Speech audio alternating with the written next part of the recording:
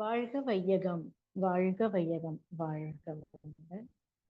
உம் இந்த வாய்ப்பினை நல்கிய ஸ்கை நார்வே டென்மார்க் மனவளக்கலை மன்றத்திற்கும் இங்கே ஒருங்கிணைத்துக் கொண்டிருக்கும் ரேவதி அம்மா மற்றும் பகிரதி அம்மா, சுகந்தி அம்மா அவர்களுக்கும் இங்கே வருகை புரிந்திருக்கும் அனைத்து சமூக பெருமக்களுக்கும் பணிவான வணக்கங்களையும் மனமார்ந்த நன்றிகளையும் தெரிவித்துக் கொண்டு அருட்தந்தை அவர்கள் சுக்குமமாக நிறைந்து இன்றைய நிகழ்வினை நடத்தி தருவாராக.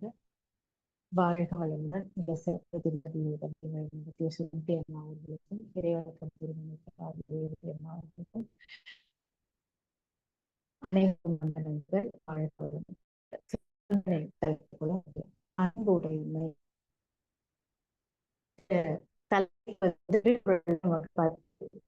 பாட அப்போ பாடலும் இதாலும் ஒரு சில பாடல்கள் கொஞ்சம் மனசு ரொம்ப நெருக்கமாக, ஒவ்வொரு பாடலுமே நம்முடைய வாழ்க்கைக்கு தேவையானது.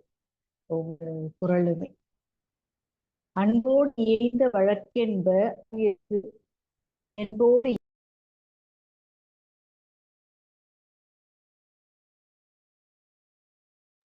வாழ்க வளமுடன் ஜெயலட்சுமி அம்மா. கொஞ்சம் விட்டு விட்டு வருதம்மா குரல் வாய்ஸ் வந்து.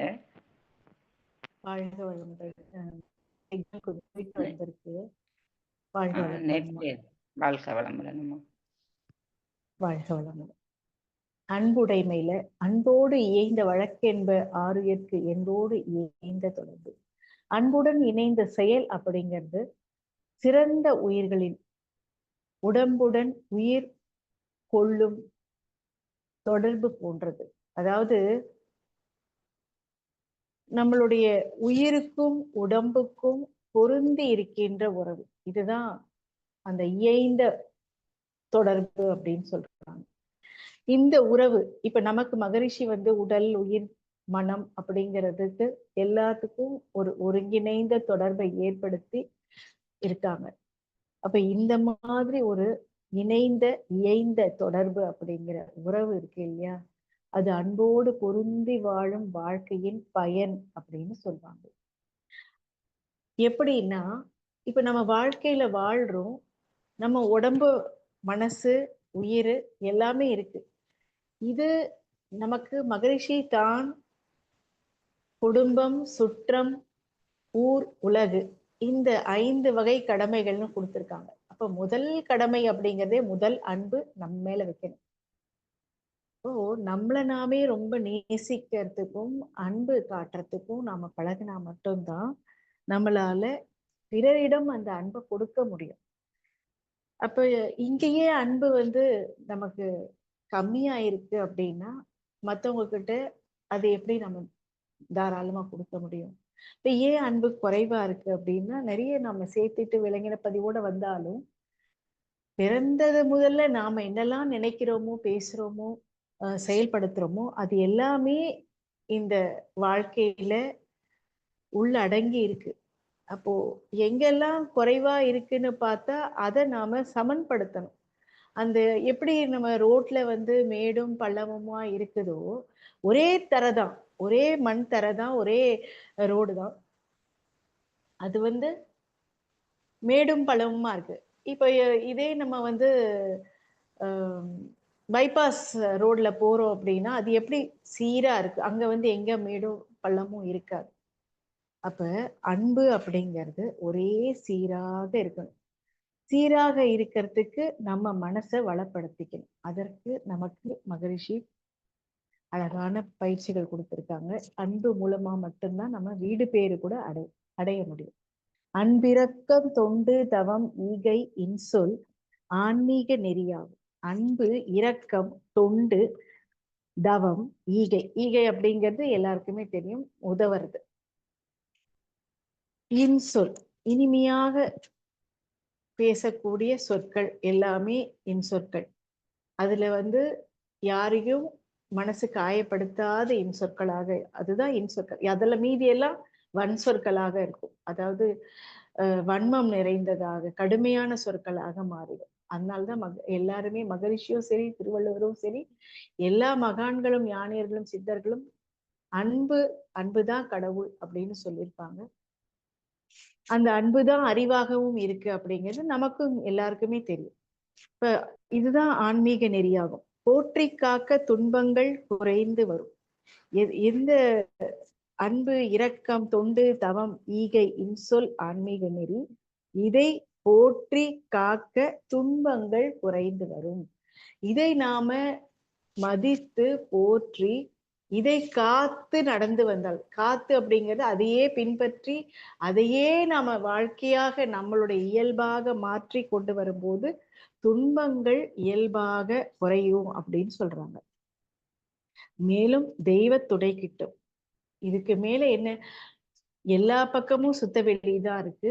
அந்த சுத்தவெளியே அறிவாகவும் இருக்கு. வற்றாயிருப்பு பேராற்றல் பேரறிவு காலம் இவ்வளம் நான்கும் இணைந்த இப்பெருவெளியே தெய்வமாகும். அப்ப இந்த தெய்வத்தோட துணை கிட்டும். அந்த மகரிஷி தன்னிருக்க சூழ்ந்தெழுத்தும் ஆற்றல்னு சொல்லியிருப்பாங்க. அப்ப அந்த துணை எப்படி இருக்கு, நம்மளுக்கு சூழ்ந்தெழுத்தி நம்மளை காப்பாத்துறாங்க. நமக்குள்ள இருக்கக்கூடிய அந்த இறை சக்தியும் நம்மளை சூழ்ந்தெழுத்தி இருக்கக்கூடிய இறை சக்தியும் எல்லாமே காந்த சக்தி தான். நம்ம என்ன நினைக்கிறோமோ, நம்மளுடைய சொற்கள் எப்படி இருக்கும், நம்மளுடைய செயல்பாடுகள் எப்படி இருக்கும், அப்படித்தான் எல்லாமே இருக்கு. சோ அது அன்பும் இனிமையுமாக இருக்கணும். அப்ப இறைவனுடைய பாதுகாப்புல நம்ம இருக்க முடியும். வாழ்வில் புகழ் நிறைவு ஓங்கும். மகரிஷி அந்த சங்கல்பத்திலேயே கொடுத்திருப்பாங்க. அருட்பேராற்றல் கருணையினால் உடல் நலம் நீளாயும் நிறை செல்வம் உயர் புகழ் மெய்ஞானம் ஓங்கி வாழ்க வளமுடன் கொடுத்திருப்பாங்க. அப்ப அந்த நிறைவு புகழ் எல்லாமே எப்படி வரும் அப்படின்னா இந்த அன்பு, இரக்கம், தொண்டு, தவம், ஈகை, இன்சொல் இத்தனையும் நாம பின்பற்றி நம்மளுடையதாக்கி கொள்ளும் போது எல்லாமே கிடைக்கும். இப்ப நன்முறையில் தனி மனிதன் வாழ கற்றால், நல்ல முறையில இதை எல்லாமே பின்பற்றி வாழ கற்றால் நாட்டினிலும் வீட்டினிலும் அமைதி ஓங்கும் அப்படின்னு சொல்றாங்க. அப்போ அமைதி வேணும் அப்படின்னா ஒருத்தர்கிட்ட இந்த பண்புகள் எல்லாமே இருக்கணும். அது இயல்பாக இருந்தா மட்டும்தான். எந்த இடத்துலயும் அது பிசகக்கூடாது. அப்போ இன்பமயமே எங்கும் இந்த உண்மை எளிதென்றோ கற்பதற்கும் வாழ்வதற்கும். மகரிஷி அதையே தானே அழகா இரண்டொழுக்க பண்பாடாக நமக்கு கொடுத்திருக்காங்க. நான் எனது வாழ்நாளில் யாருடைய உடலுக்கும் மனதுக்கும் துன்பம் தர மாட்டேன், துன்பப்படுவோருக்கு என்னால் முடிந்த உதவிகளை செய்வேன். அப்போ இந்த அன்பு அப்படிங்கிறது என்ன அப்படின்னா, அதுதான் மௌனத்தின் உரையாடல், மனங்களின் உறவாடல், உணர்வுகளின் புரிதல். அன்பே தியானம் அப்படின்ட்டு ஜே கிருஷ்ணமூர்த்தி அவர்கள் தத்துவ மேதை அவர் சொல்லியிருப்பாங்க. அப்ப அந்த வார்த்தைகள் ஒருவர் சொல்லி இன்னொருவர் தெரிந்து கொள்ள வேண்டியதில்லை. அதுதான் மௌனம், அதுதான் மனங்களின் உறவாடல், உணர்வுகளின் புரிதல் அப்படின்னு கொடுத்திருக்காங்க. அன்பு ஐயம் சந்தேகத்துக்கும் விளக்கங்களுக்கும் அப்பாற்பட்டது. கங்கை தன் புனிதத்தை நிரூபித்து காட்ட வேண்டுமா என்ன? அது கண்ணுக்கு தெரிகிற அழுக்கும் இருக்கும், கண்ணுக்கு தெரியாத புனிதத்தையும் இல்ல, எல்லாமே கொண்டு இருக்கு. இதே மாதிரிதான் இந்த உலகத்துல எல்லாமே இருக்கு.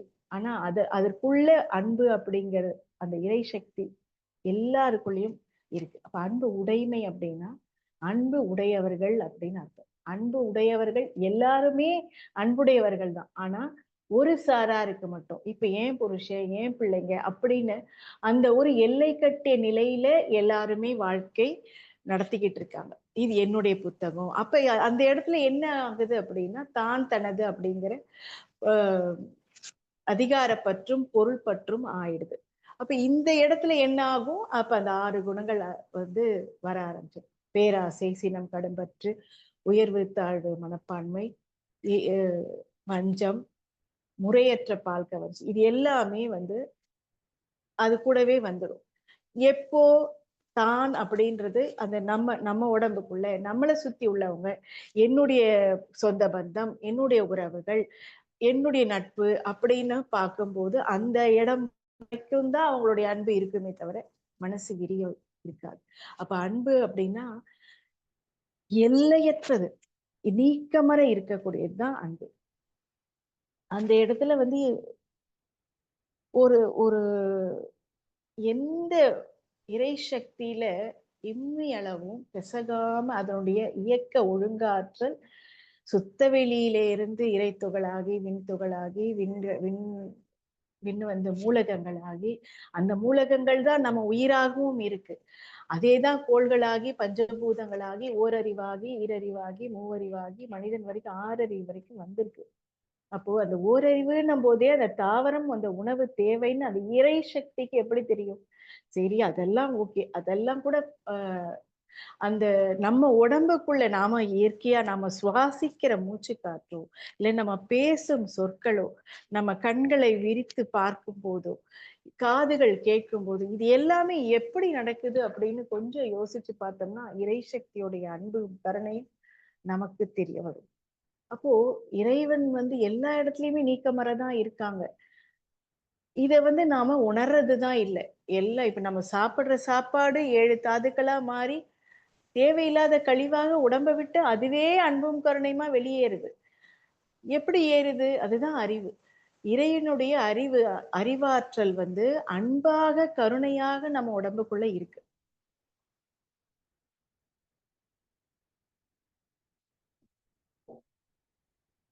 "அன்பிற்கும் உண்டோ அடைக்கும் தாழ் ஆர்வலர் புன்கணீர் பூசல் தரும்" அப்படின்னு திருவள்ளுவர் சொல்லுவாங்க. அன்பை தாழ்ப்பாள் போட்டு தடுக்க முடியுமா? எல்லையற்றதாக இருக்கு. அங்க யாருக்கு தாப்பால் போட முடியும்? இந்த சுத்த வெளியில எங்கேயாவது போட முடியுமா? கொஞ்சம் நம்ம யோசிச்சு பார்த்தா தெரியும். இப்ப நம்ம தான் நம்ம நம்ம மனசுக்குள்ள இறுக்கி வச்சுக்கிட்டு, எல்லாத்தையும் லாக் பண்ணி வச்சுக்கிறோம். அ எதுவுமே ஏன்னா ஒருத்தர் வீட்டுக்குள்ள அ தான் வீட்டுக்குள்ள இருக்கும்போது மட்டும் தான் வீட பூட்டி வச்சிருப்பாங்க. வெளில போகும்போதெல்லாம் வீடெல்லாம் திறந்து போட்டு போயிருவாங்களாம். ஏன்னா, என் உயிர் தான் எனக்கு விலை மதிப்பற்றது. மீதி எல்லாமே எப்ப வேணா சம்பாதிக்கலாம். ச எப்ப வேணாலும் போகலாம். அதெல்லாம் இம்பார்ட்டன்ட் கிடையாது. என் உயிர். இந்த உயிர் இருந்தா மட்டும் தான் நான் எல்லாருக்கும் சேவை செய்ய முடியும். எல்லாருக்கும் என்னுடைய கடமை ஆற்ற முடியும். என் குடும்பத்திற்கு நான் செய்ய வேண்டிய கடமை ஆற்ற முடியும் அப்படின்னு சொன்னாங்களாம். அந்த மாதிரி எதற்குமே தாழ்ப்பாள் வந்து அன்பிற்கு போடவே முடியாது. இது ஒரு சில கதை மூலமா நம்ம பார்த்தோம்னா எல்லாருக்குமே சட்டுன்னு புரியும். ஒரு பாடல் கூட இருக்கும் இல்லையா? அன்பு என்பது தெய்வமானது. அன்பு என்பது இன்பமானது. இந்த பாடல் வரிகள்ல அ ஒரு அதுல குடுத்திருப்பாங்க. மதத்தின் மீது வைத்த அன்பு பக்தியானது. மனிதன் மீது வைத்த அன்பு பாசமானது அப்டின்ட்டு. அப்போ இந்த பாசம் அப்படின்னு வைக்கும்போது அங்க பற்று வருது. பற்று வரும்போது தான் தனது வருது. இது நம்ம அப்போ அன்பு அப்படிங்கிறதே வந்து இன்னொன்னு விலகி இருத்தல். அதாவது அ சொல்லுவாங்க இல்லையா? ம். நிஷ்காமிய கர்மம். "உறவிலே கண்ட உண்மை நிலை தெளிவே துறவு" அப்படின்னு. அந்தந்த இடத்துல அட்டாச்மென்ட் இருக்கணும். அ அதோட டிட்டாச்மென்ட்டும் இருக்கணும் அப்படின்னு மகரிஷி ஒ நெறைய இடத்துல அளவு முறைன்ற ஒரு துறவுக்கு சொல்லியிருப்பாங்க. அப்படி இருந்தா தான் அது அதாவது அன்பு சொல்லுவாங்க. அன்பு என்பது அப்படி இருந்தா தான், இப்படி இருந்தா தான் அப்படிங்கிறதுல எப்படி இருந்தாலும் என்பது தான் அந்த அன்பு. இப்ப இருக்கும்போது அனுபவிக்க வேண்டியது தான் எல்லாமே. கரைந்து போன பிறகு காற்றில் தேடினால் கிடைக்குமா? தொலைத்த அன்பு அரவணைப்பு மட்டும் தான் அன்பின் அடையாளம். அப்படின்னு யார் சொன்னது? தூரத்தில் இருந்தாலும் நம்மை நேசிக்கும் உள்ளத்தை அக்கறையோடு கால் பண்ணி நலம் விசாரித்து பேசினால், அதுவும் அன்பின் அடையாளம் தானே! பெரிதாய் எதுவும் இல்லை. நலமா? அப்படின்னு ஒரு சின்ன விசாரிப்பு. இப்போ எங்கேயோ அம்மா, அப்பா இருப்பாங்க. பிள்ளைங்க இருப்பாங்க இன்னொரு பக்கம். அப்போ விசாரிச்சு பேசும்போது அவங்க அம்மாக்கும், அப்பாகிட்டயும் பேசினாலே அவங்களுக்கு அது ஒரு ஆறுதலாக இருக்கும். நம்ம பிள்ளைங்க நல்லா இருக்காங்க. அப்படின்ற அந்த ஒரு அவங்களுக்கு ஒரு சந்தோஷமா இருக்கும். பத்திரமா இரு அப்படின்னு ஒரு சின்ன அக்கறை. நான் இருக்கிறேன் அப்படின்னு ஒரு சின்ன ஆறுதல். அவ்வளவுதான். அன்பின் பெரும் பிரார்த்தனை எல்லாமே அவ்வளவுதான். தேநீர் அப்படிங்கிறது என்பது என்னன்னா, ஒரு இழப்பின் அழுகைக்கு பின்னாலான ஆறுதல். ஒரு ஒரு நெடுநேர பயணத்துக்கு பின்னான ஓய்வு. விரக்தியின் பின்னரான ஒரு புது அஸ்தமனம். ஒரு அழகான அன்புக்கான கணநேர சந்திப்பு. ஒரு தனிமையின் தலைக்கோதி விடும் தாயின் ஸ்பரிசம். இதெல்லாம் தான் ஒரு சின்ன சின்ன அன்பினுடைய அடையாளம் வந்து நமக்கு எந்தெந்த இடத்துலலாம் இதமாக இருக்குது அப்படின்னு நாம அது அளவுகோல் பண்றோம். அந்த அளவுகோல் அப்ப அந்த ஸ்கேல் அந்த மெஷர்மென்ட் அப்படிங்கிறது இல்லாததுதான் இந்த அன்பு. ஒரு நகை வியாபாரியோட ஒ ஒரு மறைவுக்கு பின்னாடி அவங்க குடும்பம் வந்து ரொம்ப மோசமான நிலைமைக்கு வந்தது. சாப்பாட்டுக்கு கூட போதுமான அளவுக்கு பணம் இல்லாத நிலைமை வந்துடுச்சு. அப்போ அந்த நகை வியாபாரியோட மனைவி வந்து தன்னோட மகனை அழைத்து ஒரு நெக்லஸை கொடுத்து, "மகனே இத எடுத்துக்கொண்டு உன் மாமா கடைக்கு போ. இத வித்து கொஞ்சம் பணம் கொண்டு வா" அப்படின்னு சொல்லி அ கொ அவங்க கிட்ட சொல்லி வித்து கொடுத்து பணம் வாங்கிட்டு வா அப்படின்னு சொல்லி சொல்றாங்க. மகன் வந்து மாமா கடைக்கு போனான். இப்ப மாமா வந்து அந்த நெக்லஸை பார்த்தாங்க. பார்த்துட்டு, "அன்பு மருமகனே, உன் அம்மா கிட்ட சொல்லு. இப்ப வந்து மார்க்கெட் ரொம்ப மோசமா இருக்கு. கொஞ்ச நாள் கழிச்சு இத வித்தா, நல்ல விலைக்கு கிடைக்கும்." அப்படின்னு சொல்லிட்டு, அப்புறம் பெண் மாமாவாச்சே குடும்ப செலவுக்காக கொஞ்சம் பணத்தையும் குடுத்து அனுப்புனாங்க. அப்போ மேலும் அந்த பையனையும் தன் கடைக்கு டெய்லி வர சொல்லி சொல்லிட்டாங்க. இப்ப மாமா கடையில டெய்லி எல்லா வைரம்னா என்ன? எப்படி இருக்கும்? அதனுடைய நுணுக்கங்கள் எல்லாமே ஆராய்ச்சி பூர்வமாக அந்த பையன் வந்து தெரிஞ்சுக்கிறான். கொஞ்சம் அறிவாளியும் அதிகமா அ அ அறிவும் அதிகமா இருக்கு. பகுத்தாய்வு செய்வதிலயும் ரொம்ப வல்லுனராக அவன் மாறுனான். அப்ப கொஞ்ச நாள் கழிச்சு, இந்த வைரத்தை பரிசோதிப்பதற்காக வெளியில இருந்து கூட இவன்கிட்ட இந்த பையன்கிட்ட வர்றாங்க. அப்போ மருமகனே, இப்ப நீ அவங்க அம்மா குடுத்த அந்த நெக்லஸ் எடுத்துட்டு வா அப்படின்ட்டு சொல்லி, இப்ப மார்க்கெட் கொஞ்சம் நிலைமை நல்லா இருக்கு. நல்லதொரு விலையும் கிடைக்கும் அப்படின்னு சொல்லி சொல்றாங்க. அப்ப அம்மா கிட்ட இருந்து நெக்லஸை வாங்கின உடனே, அந்த வாலிபன் வந்து அ அவனாகவே அந்த வைரத்தை பரிசோதிக்கிறான். அது போலி அப்படின்னு தெரிஞ்சிருச்சு. அப்போ அவனுடைய மாமா வந்து ஒரு சிறந்த வல்லுனர். அப்படி இருந்தும் இத ஏன் நம்மகிட்ட சொல்லல அப்படின்னு அவனுக்கு ஆச்சரியமா இருந்தது. நெக்லஸ் வந்து வீட்ல வச்சுட்டு, பின்னாடி அந்த கடைக்கு போனாங்க. மாமா கேட்டார், "நெக்லஸை கொண்டு வரவில்லையா?" அப்படின்ட்டு. அப்போ அவன் கூறினான், "மாமா இது போலியானது. ஆனா இத என்கிட்ட இருந்து நீங்க ஏன் மறைச்சீங்க?" அப்படின்னு சொல்றாங்க. அப்போ அது மாமா சொன்னாங்க, "நீ முதலில் நெக்லஸை என்னிடம் கொண்டு வந்தபோது, அது போலியானதுன்னு நான் சொல்லியிருந்தா, நான் வேணும்னே இத சொல்றதா நீ நினைச்சுக்கிறதுக்கு வாய்ப்பு இருக்கு. ஏன்னா, அப்போது நீ ஒரு கஷ்டமான சூழ்நிலையில இருந்த. இன்று நீயாகவே இதை பற்றிய அறிவை பெற்றிருக்கிறதுனால, இது உண்மையிலேயே போலியானது அப்படின்னு நீ உறுதியாவே உனக்கு தெரிஞ்சிருக்கும். அந்த நேரத்துல உண்மையை கூறியாக வேண்டும் அப்படின்றத விட, உறவு இழையை அறுந்து விடாமல் காப்பது மேலானது மற்றும் முக்கியமானதாக எனக்கு தோன்றியது. இந்த உறவ தக்க வச்சுக்கணும். இந்த உறவு வந்து விரிசல் வரக்கூடாது. இன்னும் வலிமையாக இருக்கணும் அப்படின்னு தோணுச்சு அப்படின்ட்டு அவங்க மாமா வந்து சொல்றாங்க. எந்தவித பட்டறிவும் இல்லாமல் நாம் இந்த உலகில் பார்ப்பது, நினைப்பது, தெரிந்து கொள்வது எல்லாமே தவறு அப்படின்னு தான் நாம சொல்றோம். ஆனா தவறான புரிதல்களால நம்முடைய உறவு முறைக்கு பெரும் பாதிப்பை உண்டாக்குகிறது. பிறகு முறிவுக்கு இட்டு செல்கிறது. நம்முடைய வாழ்க்கையும் தனியாக நின்று வீழ்ச்சியும் அடைகிறது. நம்முடைய உறவின் இழைகளை ம அந்த பாவு அப்படின்னு சொல்லுவாங்கல்ல, ஊடு பாவு, நேர்பாவு அந்த மாதிரி.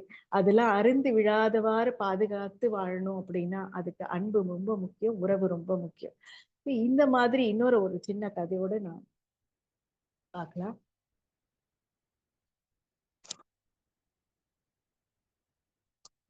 ஒரு ஆசிரியை வந்து 4 மாணவிகள் கிட்ட இது ஏற்கனவே எல்லாருக்கும் தெரியும். இருந்தாலும் இந்த இடத்துல அந்த அன்பின் அ உதாரணத்துக்கு பொருத்தமானதாக இருந்ததுனால, இதை சொல்ல தோணுது.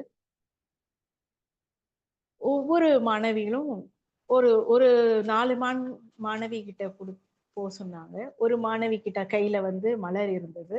இன்னொரு மாணவி கிட்ட வண்ணத்து பூச்சி இருந்தது. இன்னொரு மாணவி கிட்ட குஞ்சு பறவை இருந்தது. அப்போ கடைசியா வந்த மாணவி கையில வெறும் கையோடு திரும்பி வந்தாள். ஏன்னு கேட்கும்போது சொன்னா அந்த பொண்ணு, "நான் மலரை பார்த்தேன், அழகா இருந்தது.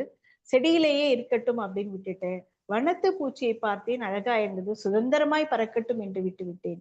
குஞ்சு பறவையை பார்த்தேன், தாய் பறவை தேடும் என்று விட்டுவிட்டேன்." அந்த மாணவியை அணைத்துக் கொண்ட ஆசிரியை சொன்னார், "அன்பு என்றால் இதுதான். ஒன்றுமே கொடுக்க வேண்டாம். எதையுமே பறிக்காமல் இருந்தால் அதுவே போதும். எதையும் யாரையும் காயப்படுத்தாமல் இருப்போமே. நாம் உலகிற்கு எதையேனும் கொடுக்க வேண்டும் என்று நினைத்தால் அன்பை கொடுப்போம். ஏனெனில் உலகில் எங்கும் பரவி கிடப்பது அன்பு ஒன்றுதான். ஆனால் உலகம் அதிகமாக ஏங்கி கிடப்பதும் அதே அன்புக்காக தான். அனைவரிடமும் அன்புடன் பழகுவோம் அப்படின்னு இந்த கதை முடியுது. ஒவ்வொரு சூழ்நிலையும் ஒவ்வொரு இடத்துலயும் ஒரு ஒரு கிராமத்துல ஒரு பெரிய ஆஹ் அந்த கிராம அதிகாரி இருக்காங்க. பள்ளிக்கூடங்கள் எல்லாம் மூடி இருக்கு. அதுக்காக ஒரு பெட்டிஷன் போட்டு அந்த வட்டாட்சியர் அலுவலகத்துக்கு நகரத்துக்கு போய் குடுத்துட்டு வந்தாங்க. எங்களுடைய கிராமத்துல பள்ளிக்கூடங்கள்ல பசங்க படிக்கிறதுக்கு வாய்ப்பு இல்லாம இருக்குது. கட்டடம் கட்டணும். இதுக்கு ஏதாவது ஒரு வழி பண்ணுங்க அப்படின்னு சொல்லிட்டு கிராம அதிகாரி போயிருக்காங்க. அப்ப வந்து அ பெட்டிஷன் பார்த்தா 200க்கு மேல இருக்கு. இதெல்லாம் நாங்க ஒண்ணொன்னா தான் நாங்க ஃபைசல் பண்ண முடியும் அப்படின்னு சொல்லி, அதுக்கப்புறம் தான் உங்களுடைய த வரிசை வரும்போது தான் உங்க இடத்துக்கு நாங்க வருவோம் அப்படின்னு சொல்லிட்டாங்க. ஸோ அது நடக்கிறதுக்கு இன்னும் பல ஆண்டு காலம் நடக்கும் போல இருக்கு. அப்போ ஒரு பஞ்சாயத்து மாரி கூட்டி, நம்மளுடைய இடத்த நாம தான் செட் பண்ணிடணும். நம்ம தான் பள்ளிக்கூடத்த கட்டணும். இதுக்கு நாமளே தான் பணத்த வசூல் பண்ணலாம் அப்படின்னு சொல்லி ஒரு முடிவு எடுக்குறாங்க. அத மாதிரி எல்லாருமே பணம் அவங்கவங்க தரப்புல இருந்து என்னென்ன குடுக்க முடியுமோ ஒவ்வொருத்தர் வீட்ல இருந்தும் குடுக்குறாங்க. அதுல ஒருத்தன் வந்து ஒரு கஞ்சன். அதாவது எச்சு கையால கூட காக்கா விரட்ட மாட்டான். தனக்கு என்ன எதுனாலும் யாருக்குமே எதுவுமே குடுக்க மாட்டான். சரியான மகா கஞ்சனா ஒருத்தன் இருப்பான். அப்ப அவன் வந்து, "நீங்க இதுவரைக்கும் எவ்வளவு வசூல் பண்ணியிருக்கீங்க? என்ன ஏது?" அப்படின்னு கேட்கும்போது, அ அவங்க வந்து, "இது எல்லாமே இப்ப கணக்கு பார்க்க முடியாது. எல்லாமே முடிஞ்சதுக்கு அப்புறம் தான் கணக்கு பார்க்க முடியும்." அப்படின்ட்டு அந்த கிராம அதிகாரிகளோட கூட சேர்ந்து வந்த ஒரு 10 பேர் சொன்னாங்க. சரி அப்படின்னு சொல்லிட்டு, இப்போதைக்கு இவன் குடுக்க மாட்டானா என்னன்னு தெரியல அப்படின்ட்டு அவங்க அடுத்த வீட்டுக்கு போறாங்க. திடீர்னு பார்த்தா, ஒரு நேரம் அவங்க வீடு ஃபுல்லா அந்த கஞ்சனுடைய வீடு ஃபுல்லா கஞ்சனுடைய வீடு பத்தி எரிய ஆரம்பிச்சுது. அப்போ இந்த கிராமத்து மக்கள் எல்லாம் அவன் வீட்ட வந்து அவன தட்டி தட்டி கூப்பிடுறாங்க. கேட்கல அவனுக்கு. ஆனா தீ பத்தி எரியுது. அப்போ எல்லா கிராமத்து மக்களும், ஐயோ! பத்தி எரியுதேன்னு சொல்லிட்டு தண்ணி ஊத்தி ஊத்தி அணைக்கிறாங்க. அப்போ அவன் உடனே ஐயோ! அப்படின்ட்டு அவங்க மனைவியும் எழுந்திரிங்க தீ எரியுது பாருங்க அப்படின்னு சொல்லிட்டு எழுப்பின உடனே நகையும், பணமும் மட்டும் எடுத்துட்டு வெளியில வராங்க. அவன் குழந்தை வீட்டுக்குள்ள இருக்கிறதே மறந்துட்டாங்க. அந்த அளவுக்கு ஒரு பணப்பற்றும், நகைப்பற்றுமா அ அவ்ளோ பற்றுதல் வச்சிருக்காங்க. அப்போ உங்க குழந்தை எங்க? அப்படின்ன உடனே, ஐய்யய்யோ! என் குழந்தை குழந்தைன்ட்டு அது சின்ன குழந்தை. அதுக்கப்புறம் கிராம அதிகாரியே உள்ள போயிட்டு குழந்தைய தூக்கிட்டு காப்பாத்துறாரு. என்ன மன்னிச்சிடுங்க அப்படின்னு. அப்பதான் அந்த அ கஞ்சனுக்கு புத்தி வருது. என்ன மன்னிச்சிடுங்க அப்படின்னு சொல்லி என்னுடைய இதுக்கு பிராயச்சித்தமா நீங்க செய்யக்கூடிய உங்களுடைய கல்வி கூடத்துக்கு, இந்த பள்ளிக்கூடத்துக்கு என்னுடைய நகைகள் எல்லாம் நான் உங்களுக்கு தானமா குடுக்குறேன் அப்படின்னு சொல்லிட்டு, அதுக்கப்புறமா குடுக்குறாங்க. இதுதான் அந்த அன்பு வந்து நான் கிராம அதிகாரி சொல்வாரு.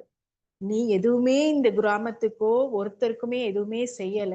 ஆனா, அந்த எந்த ஒரு எதிர்பார்ப்பும் இல்லாம மக்கள் வந்து, உன்னுடைய வீடு எரியுது அப்படின்னு சொல்லிட்டு தண்ணி ஊத்தி அணைக்கிறாங்க. இதுதான் அன்பு. அந்த இடத்துல வந்து நீ கெட்டவனா, நல்லவனான்னு யோசிக்க தோணல. ஒரு உயிர் இந்த இந்த வீட்ல இருக்கக்கூடிய உயிர்கள் எல்லாம் பாதுகாக்கப்படணுமே அப்படின்ற அந்த ஒரு உன்னத நோக்கத்துக்காக அவங்க செயல்பாட்டு அ இறங்குனாங்க. அப்படின்னு சொல்லி திருந்தது ரொம்ப சந்தோஷம் அப்படின்னு சொல்லிட்டு, வாழ்க வளமுடன் அப்படின்ற மாதிரி அவங்களுடைய பாஷையில சொல்லிட்டு, மிக்க மகிழ்ச்சி.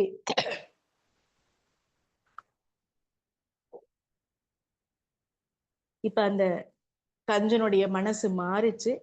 மனசு மாறி அவனுடைய அறிவு கண் திறந்து, இனிமே அவன் அந்த மாதிரி கஞ்சத்தன்மைய காட்டாம, அவனுடைய இயல்பு தன்மையா மாறுன அன்பு, அது கிராமத்தையே வளம் பெறச் செய்தது அப்படின்னு சொல்லி. அதுக்கப்புறம் அவங்க எல்லாருமே சேர்ந்து அந்த வீட்டையும் செப்பனிடறதுக்கு, சேர்ந்து எல்லாருமே அந்த வீட்டையும் சரி பண்ணி, அவனுக்கு இருக்கறதுக்கு ஒரு வீடையும் கட்டி குடுத்தாங்க. பணம், நகை எல்லாமே இருக்குல்ல, எல்லாமே வச்சு எல்லாரும் ஒத்துமையா இருந்தாங்க. அந்த அன்பு அப்படிங்கிறது ரொம்ப முக்கியமாக இருக்கு. அது இருக்கணும். அது அன்புங்கிறது எல்லார்கிட்டயும் இருக்கிறத வந்து தெரியல.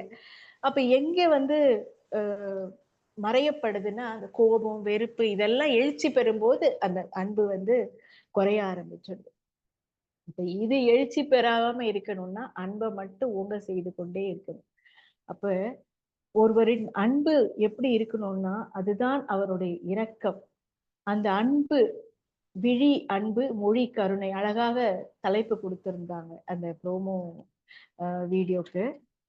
அந்த அன்பு எந்த தடைகளையும் அடையாளம் காணாது. அது தடைகளை தாண்டுது, வேலிகளை தாண்டுது. நம்பிக்கையுடன் அதன் இலக்கை அடைய சுவர்களை ஊடுருவுகிறது. இதுதான் அந்த அன்பு. அன்பு வந்து நம்ம ஒவ்வொருத்தருக்குள்ள இருக்கக்கூடிய உண்மைத்தன்மை, நேர்மைத்தன்மை, இருக்கக்கூடிய நற்பண்புகள் எந்த இடத்துலயும் வளைஞ்சு கொடுக்கவும் செய்யும். ஆனா, அந்த ஒழுக்கம் மீறாம இருக்கும். உண்மையை மீறாம இருக்கும். நேர்மையோடு செல்லத் தோணும். இதுதான் அன்பு. இந்த நிலைமையில நம்ம நிறைவு பண்ணிக்கலாம் அப்படின்னு நினைக்கிறேன். மணி ஆகுதா?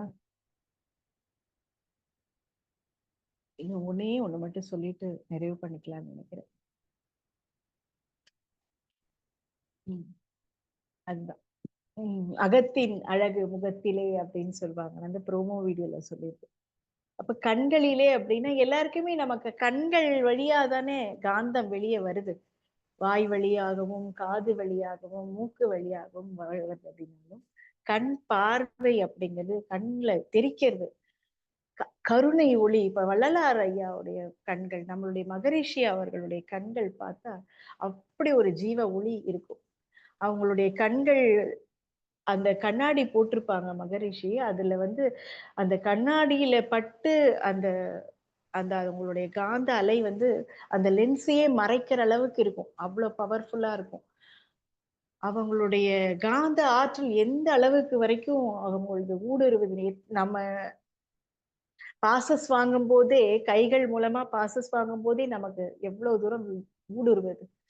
இவ்வளத்துக்கும் அந்த ஸ்கிரீன்ல பாசஸ் குடுக்குறாங்க மகரிஷி. அதுவே அந்த அளவுக்கு பவர்ஃபுல்லா இருக்குன்னா, அப்ப எந்த அளவுக்கு அவங்களுடைய எண்ணம், அன்பு, திணிவு உடையதாக இருந்திருக்கும். அவங்கள் மறைந்தது பிறகும், அவங்க வான்காந்தத்துல தான் இருக்காங்க. உயிர் வந்து அவங்களுக்கு விண்ணில் பிரபஞ்ச காந்த களத்தில் பதிந்து அவங்களுடைய எண்ணங்கள் எல்லாம் இன்னைக்கு செயலாகிக்கிட்டு இருக்கு. இன்னைக்கு கூட மாலை உலக அமைதிக்காக இன்டர்நேஷனல் யோகா விஷயமாக இன்னைக்கு ஒரு வெபினார் இருக்கு. முடிஞ்சா எல்லாருமே கலந்துக்கோங்க. வாழ்க வளமுடன். அன்புடைமை. எல்லாரும் அன்போட இருப்போம்.